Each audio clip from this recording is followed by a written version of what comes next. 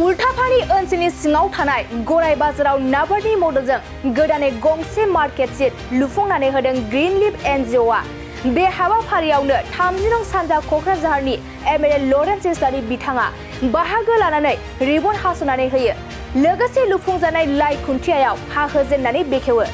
बे हाबाफारिजोंनो लोब्बा लाखिनानै लरेन्स इस्लारिया उल्टाफानि सरलपारा ओनसोलनि रायजो राजाफोरनि माखासे जौगानायफोरनि सायाव बाथ्रा बुङो आरो खम समनि गेजेरावनो मोब्लिब कारेन्ट बाहायनो बयबो मोनजोबसिगोन होननानैबो फोरमायो खौरांनि गेजेरजों। लोगोसे उल्टाफानि आरो सरलपारायावबो गोबाव सम गोजौ फरायसालि गैयामोन, बेबो मावफुंजाबाय आरो बिसमुरिनिफ्राय सरलपारासिम फैनाय लामायाव गिबि मन्त्रि फकिफोर निर्मल आसनिनि गेजेरजों जासिगोन होननानै फोरमायो लरेन्स इस्लारि बिथाङा। उल्टाफानिनि गोजोनस्रि जे बाजार, बे बाजाराव नाबार्डनिफ्राय रुरेल हार्ट होननाय 50 लाखनि मोनसे स्किमजों 15 लाखनि मोनसे स्किमजों दिनै बाजारनि जे खुन्थिया गायसननाय हाबाफारि, बे हाबाफारिखौ बाहाय जों खालामनाय जादों। नाबार्डनि डिस्ट्रिक्ट DDM बिथां दंफैयो, इउक' बेंकनि लिड मेनेजार आरो जायफोर मावफुंगोन ग्रीन लेफनि NGOनि बिबानगिरिफोर, जायगानि VCDCनि चेयारमेनजों लोगोसे रायजो राजाफोरनि नुजाथिनायाव बे हाबाफारिखौ जों मावफुंदों। जोङो मिजिंथिदों जे जायफोर बावहाय मैगं थाइगं फानफैयो सान्दुं अखाफ्राव, बाजारनि निजा बेबायदि जेबो न' गैयामोन, थ' बे न' जानाय लोगो लोगो बावहाय बायलाय फानलाय खालामग्रा मानसिफोरा बावहाय मुलाम्फा जागोन होननानै जों मिजिंथिदों। उल्टाफानि सरलपारा बे ओनसोलखौ जौगाखांहोनायनि थाखाय जोङो बायदिसिना जे हाबाफारि, बे हाबाफारिखौ खालामगासिनो दङ। दा बावहाय गाहायै कारेन्टनि जेंनामोन। भारत उदांस्रिनि उननिफ्रायनो बे ओनसोलाव सरलपारा होननाय रिकगनाइज फरेस्ट भिलेज दङ, उल्टाफानि लाबण्यपुर होननाय फरेस्ट रिकगनाइज फरेस्ट भिलेज दङ। गोदानै FRC दानानै हा मोननाय माखासे गामिफोरबो दङ। थ' बे गामिफ्राव कारेन्ट गैयामोन। आं MLA जानायनि उननिफ्रायनो आङो बेखौ नाजाबोबाय थादों। दा बेयाव सार्भे जाबाय, इस्टिमेटबो हरबाय। दा मैयानिफ्राय न'खर साननाय बे हाबाफारिया जागासिनो दं, हाउस हल्ड साननाया। थ' बावैनो बे खामानिया जाफुंगोन, अब्ला बे ओनसोलनि जे जेंनाफोर, बे जेंनाफ्रा सुस्रांजागोन। सारा आसामावनो मुंदांखा गयनि थाखाय सरलपारा, जेराव बोसोराव खमैनो 5 कौटिनि बावहाय गय आबाद मोननाय जायो, गय फानो बे मानसिफ्रा। जुदि कारेन्ट थायोबा जायगायावनो सुपारि मेकिं इन्डास्ट्रि बिथांमोना बानायनो हागोन, बा गय बिगुरनिफ्राय थोरसि जे खुरै बायदिसिना बानायनाय, बे हाबाफारिफोरखौ बिसोरो खालामनो हागोन। दा सरलपारा उल्टाफानियाव गोबां बिबांनि गय मोनो। थ' कारेन्ट जानाय लोगो लोगो बहायबो स्मल स्केल इन्डास्ट्रिनि थाखाय बेवहाय जोबोद सुबिदा जागोन। आरो बेनि अनगायैबो उल्टाफानियाव दिनै बाटारफ्लाइ जन होननानै मिथियो, आरो बिनि थाखाय BTC सरकारनिफ्राय टुरिजिम डिपार्टमेन्ट आरो फरेस्ट डिपार्टमेन्टआ लोगो नांनानै दा बावहाय बाटारफ्लाइनि थाखाय संरैखा खालामनायनि थाखाय बायदिसिना हाबाफारि लागासिनो दङ। मोनसे बाटारफ्लाइ मिउजियामबो बेवहाय बानायगासिनो दङ उल्टाफानियाव। दा बेखौ हाफुङोब्ला बावहाय गोबां टुरिस्ट मानसिफ्राबो फैगोन।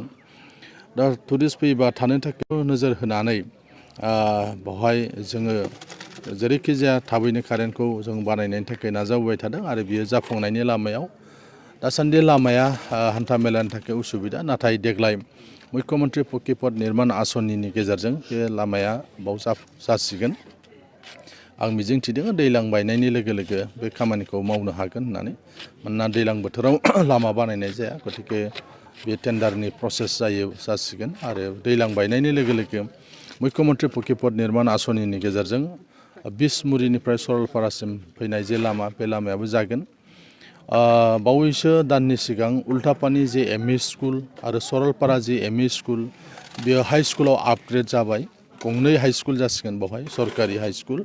थ' बेजों बे ओनसोलनि बर' मिडियाम फरायग्रा बा असमिया मिडियाम जायफोर भार्निकुलार मिडियामाव फरायग्रा स्टुडेन्टसफोर बिथांमोना गभर्नमेन्ट स्कुलाव फरायनायनि खाबु मोनसिगोन मानोना जोंनि रांखान्थियाव नोरजिया मानसिफ्रा प्राइभेट स्कुलाव फोरोंनो थाखाय सानै साथाम गथ'फोरखौ फोरोंनायाव रांखान्थि मोजां नङैफ्रा जोबोद जेंनायाव मोगा मोगि जानो गोनां जायो दा क्लास 10 एबार जिहेतु NEP बा 10+2 हायार सेकेन्डारिया थाफागोन गतिके जायगायावनो 10+2 खौ फरायनायनि खाबु मोनगोन थ' बेबायदि उल्टापानि आरो सरलपारायाव बे खाबुखौ मोननाय जासिगोन ग्रेजुवेटलि बियो 10+2 जालांगोन दा क्लास 10 सिम बेखौ आपग्रेड खालामनाय जाबाय NEP आ आसामाव लागु जानाय लोगो लोगो बे गंनै जे हाई स्कुल बे हाई स्कुलाबो 10+2 जागोन थ' बेबायदियैनो जोङो बेवहाय जोंनि एजुकेशन साइड रावबो बाहाय जोङो गोसो होदों बाहाय जों बोरै मोजां मोनसे फरायनायनि मोनसे आबहावा लाबोनो हायो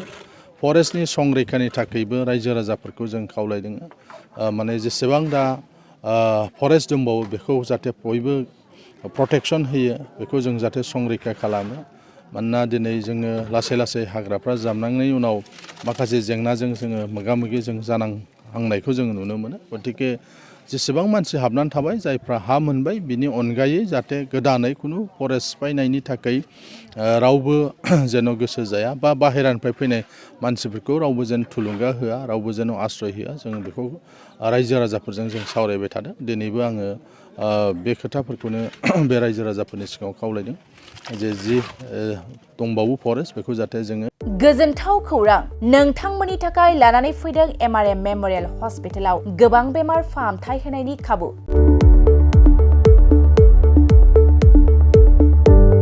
बेमारि सुबुंफोरनि थाखाय गोजोनथाव खौरां MRM मेम'रियेल हस्पिटालाव मोजां रोंगौथि गोनां डक्टरफोरजों बेमारि सुबुंफ्रा मोजां फाहामथाय लानो हानाय सुबिदाखौ लानानै फैबाय MRM मेम'रियेल हस्पिटाला